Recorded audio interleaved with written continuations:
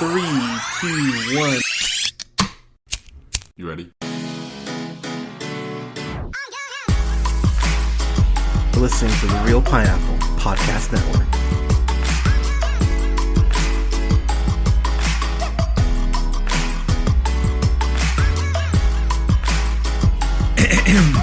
Good evening, everybody. Thank you so much for listening. This is the Real Pineapple. This is your humble host, Hunter. Hope you're all having a great week. I apologize real quick for the slight delay in reviews. I had a horrible cavity that's gonna have to pull the tooth, which is not great. So I was in a lot of pain. Really didn't even feel like talking, but here we are. So I've got a review here for Black Widow, which I actually got out of no more than about 30 minutes ago. I went and saw that with my partner, and because I'm going to be that asshole, it's actually my second time seeing it because I got a screener for it, but I will say it was really great to experience this with a crowd. So I'm going to get into a little bit of story time at the end of my review, but as far as the actual film, this takes place, of course, between Civil War and Infinity War. It stars Scarlett Johansson once again playing Natasha Romanoff. And something that I really think that we do need to start doing with Scarlett Johansson, because I have her filmography up here. Scarlett Johansson has maybe one of the more underrated careers I think in Hollywood currently going right now, because here's the thing. Scarlett Johansson's hot, and that will always be able to get, like, Scarlett Johansson's so attractive that that's one of those women that even straight women go, you know, I'm straight, but if I had a hookup with a girl, probably be Scarlett Johansson. She's that pretty, and she's been gorgeous for, it seems like, for forever. But at the same time, she has this incredible list of great performances, really, I would say since 90, or not 90, I'd probably say 90, oh my gosh, I just said 90. I'd probably say since 2006 with The Prestige. She's really been one of the most consistent just actors, male or female, that we have in the game right now. I remember seeing her in the other Boleyn Girl and going, oh wow, because it takes a special actress to go ahead and be able to do historical dramas or be able to do Shakespeare or do Broadway, which is why not every actor fucking does it. And the fact that she was able to play Mary Boleyn in the extreme bitchy manner that she did, and you know, then she goes on something like Vicky Cristina Barcelona. I'm gonna completely ignore that she was in the spirit, but then of course we get her debut as Natasha Romanoff in Iron Man 2, and it really does feel like Scarlett Johansson has grown with the character, because yes, when you see her in Iron Man 2, there is that joke about her, you know, undressing in the car.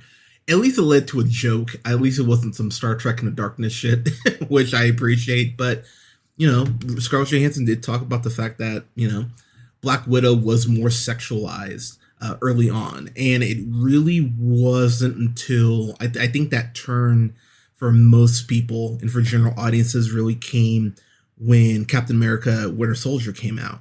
And that was this depiction of Natasha that the Russos, who, let's keep in mind, had never directed a film of that scale. They'd just been doing Community.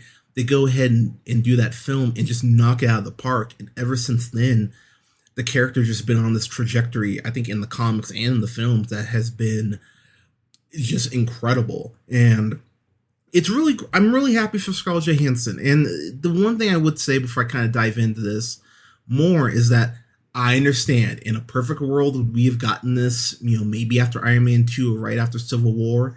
Yeah, sure, you can make that argument. But to be honest, I like the fact we're getting the film now. I really am happy that we're getting almost a second chance to say goodbye to the character. Because, and let's just call it what it is, while I love Black Widow, Iron Man is Iron Man. So the fact that he dies, we kind of knew the back part of Endgame was really going to focus on that as far as the last couple minutes.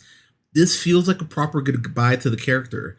But it sucks to have to say goodbye to the character, because I love this character so much. But as we go in here, so Natasha is on the run after screwing over Team Iron Man, which was great. But she's on the run and she goes ahead, and the movie starts off in a way that I really appreciate. It starts off with a young David Harbour as Alexei, her dad, and then Rachel Weisz playing her mom. And, you know, we get her and her sister, who will grow up to be played by Florence Pugh. And I really dig the fact that we get kind of this Bourne Ultimatum-esque opening with them. It's I want to say it's 95, and it takes place in Ohio. And, you know, they're on the run. They're Russian spies who've been working to go ahead and screw over the U.S. government, in this case, S.H.I.E.L.D., which, as we know from any sort of interaction with them in the MCU, S.H.I.E.L.D. has no qualms with just shooting someone because, of course, Project Insight from Winter Soldier. And it leads to this really great chase scene. And something that I appreciate about it early on is that you feel the gravity of what they did. And, you know, these are kids. They didn't know what they're doing. They just know that these people are their mom and dad. And I really appreciate the fact that there is that just scared nature of these kids being ripped away from their parents. Alexei ends up handing them over to this man who ends up being very important later on. And it leads to one of my favorite, I'd say, opening title sequences in the entire MCU. It has this, it plays Smells Like Teen Spirit, but this very gothic, very darker version of the song. And it has these images of these women being tortured, and going through the whole Red Room sequence. And for me, this is probably the closest that Marvel will ever get to a Bourne Ultimatum, to a Bourne film, or to a true spy film. But it's not just a spy film. It's a spy film. I would say probably first foremost, but it's an espionage thriller. It's a dysfunctional family drama. It's really a send-off to one of the best characters and one of the most, I think, biggest surprise characters in comics as far as Natasha being depicted here. And at the end of the day, very similar to WandaVision, where it was about grief, this is about recovering from abuse. Like, at the heart of the film, that's what it's about. And it's crazy, for me at least, how it managed to balance everything so well. So I'm going to get my complaints out of the way first. So my biggest complaint about this movie is I really think I would have liked a little bit more time in the Red Room. Not even much more time, but like another 5 minutes. I think there's a little more they could have pushed here as far as the dark nature of it. Now, to the credit of the film, in the third act, I did get more of that darkness. I just wanted a little more. It's just a personal preference. I wanted a little more of it. Secondly, the biggest complaint about this film, I would say, is that it's not Winter Soldier and it's not Civil War. The action scenes, I think, are very well done here, but there's nothing on the level, for me at least, of that freeway overpass fight in Winter Soldier. The closest thing I would say we get is the initial meeting between Natasha and Yelena. That action scene where they're going hand to hand is fucking amazing, and seeing it on the big screen was a very oh shit sort of moment. Watching it the whole way through, and you could make the argument about it's a superhero film. It ends with a giant battle in the sky and everything falls apart. Okay, if you want those complaints out, fine, but that's and then the guy, kind of Scarlett Johansson's confidant in the film, who's helping her get like a helicopter and these things that she needs and helping keep her off grid. I'll be real, I don't even remember the guy's name. Like, I don't remember who he is. Mason, there you go. He's played by O.T.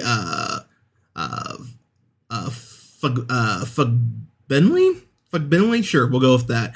He has some dialogue and he's fine, but he is a simple plot device that really, I guess, has to be there, but he doesn't get a lot to do. He really is just there to kind of be made fun of and go, here, you ungrateful bitch, here's this. That's really the only reason he's there. But outside of that, I really don't have many genuine big gripes with the film. I think this film, if you're a guy, and I'm speaking from the male perspective here, if you feel uncomfortable, you're kind of supposed to. That's kind of the point of this, because when you get into the Red Room stuff and how we get into the actual science of how they're literally taking women's rights away, it's very Jessica Jones, very Jessica Jones-ish. I almost said Jonas, like Jonas Brothers, but Jessica Jones-esque. There you go. In the sense of when you think about Kilgrave and how he's taking these women's right away to feel or to even, comprehend what's going on around them. They talk about the actual chemical aspect of that and how it ties into the Winter Soldier program. And it's kind of almost a blink and you might miss it, but I love the fact they made that connection, because not only does it make how the film ends up feel more powerful with Yelena and Natasha teaming up to go ahead and free, a little room, a program filled of these women who don't have a choice, but it ties back and it really makes Bucky's transformation from turning away from the Winter Soldier moniker and becoming more of his own person. And that whole sequence in Wakanda that we've seen Falcon Winter Soldier, it makes that scene even more powerful. So I love the way that they connected that. And I have to say, Ray Winstone, he ends up playing Dreykov. He's the head of the Red Room. He is so good at playing a piece of shit. And I mean it as a compliment. He's always one of those actors when he pops up, I go, oh shit, right on. I'm so happy you're in this. And the last bit that him and Natasha get to really just have a conversation before things break down, I love that whole sequence. And he drops this line of, I'm using, the one natural resource we have too much of, girls. And I just went, fuck, that's grim, and ugh, that's gross, and god damn it, dude, why are you such an asshole? It's great though, and that whole sequence is so incredibly well done, and I love the dialogue with that. And we have to, you know what, fuck it, I'll bring her up now. Florence Pugh is special. She's incredibly special, and I could go down the list. I have not seen Midsummer because I refuse to be scared, and I hate being scared, but I remember seeing her. I saw her in that Father of the Bride Part 3 short, which I thought she was absolutely wonderful in. She's great in Maleficent, and she's just an incredible actress, and we're very lucky to have her. Also, if you haven't seen her in Little Women, you should. But she really does steal the show here. As much of this movie is about Natasha, and it is about Natasha, and I stand by the fact it's a great ending for her, I love Florence Pugh in this. It's interesting how Natasha has this family in the form of the Avengers, how she's able to go ahead and,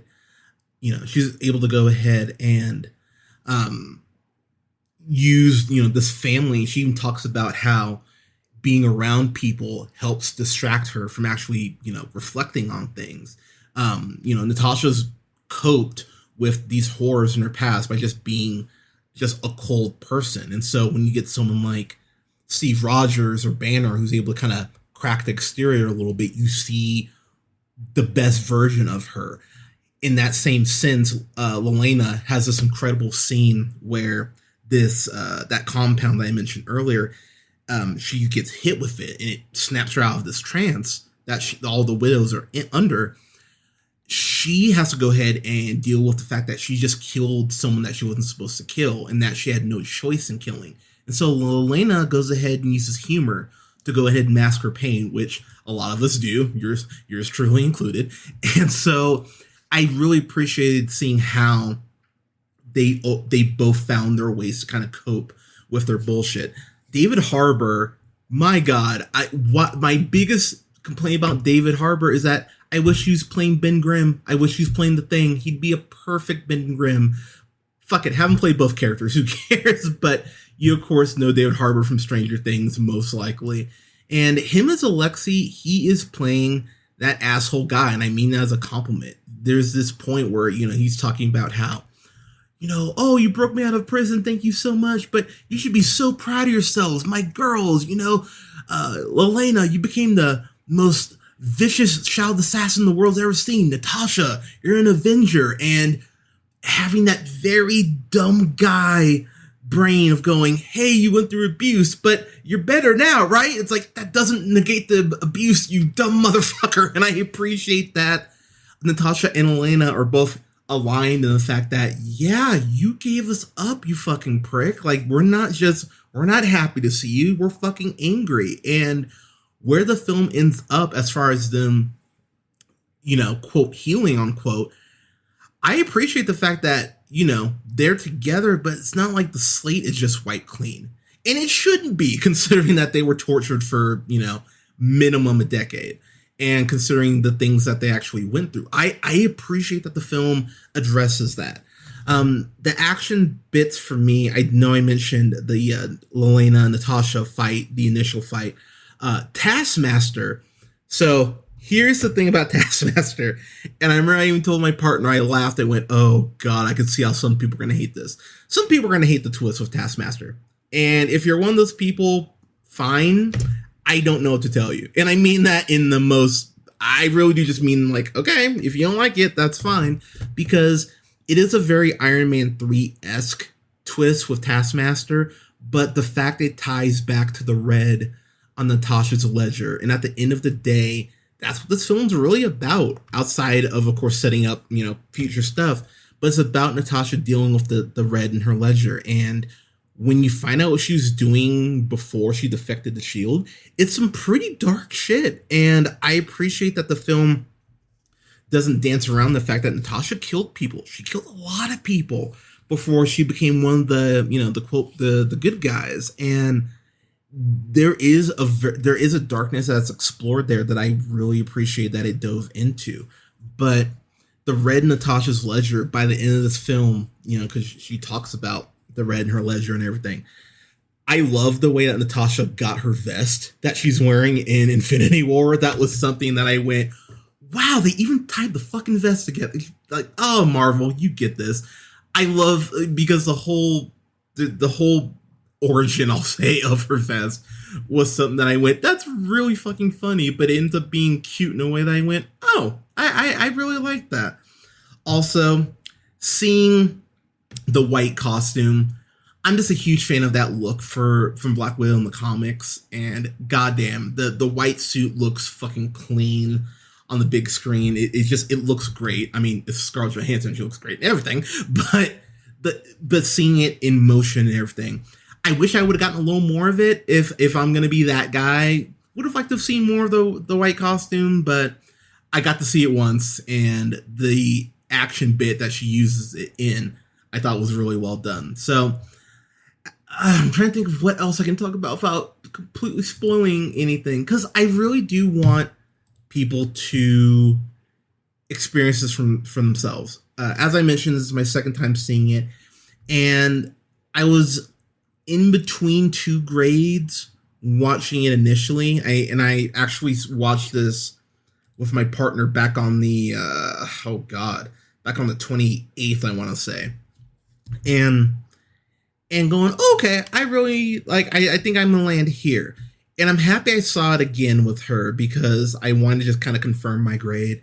And seeing everything on the big screen, it does help. And having an audience who was really with this movie. We went and saw Fast 9, which I have not posted a review for yet. I will soon.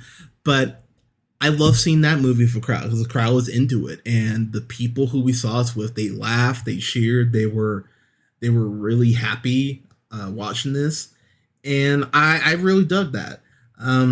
One other thing I wanted to bring up is there's a sequence that you see in the teaser trailer for Black Widow where Natasha and Yelena are on that tower that tips over, and they have a widow who I want to say Natasha is has her by the wrist, and that widow ends up executing herself. She uses the widow's blast to her face, and it shows the damage that the widow's blast can do at point blank range. And that was something I went, damn, I was not expecting you to show that, but I appreciate you show how grim these consequences are, and that is always a threat that's around the corner. I do see a world where Rachel Weisz and David Hopper. I do see a world where they David Harbour. I was right. I do see a world where they come back, especially with what Rachel Weisz's character ends up being, and that's all I'll say about spoiling. I could see them coming back very easily. The end credit scene. Oh my god! I'm not going to spoil it, but what they set up, I go, well, I'm horribly intrigued on where you're going now, as per usual. But getting my final thoughts here, the score on this too, which is something I haven't mentioned yet.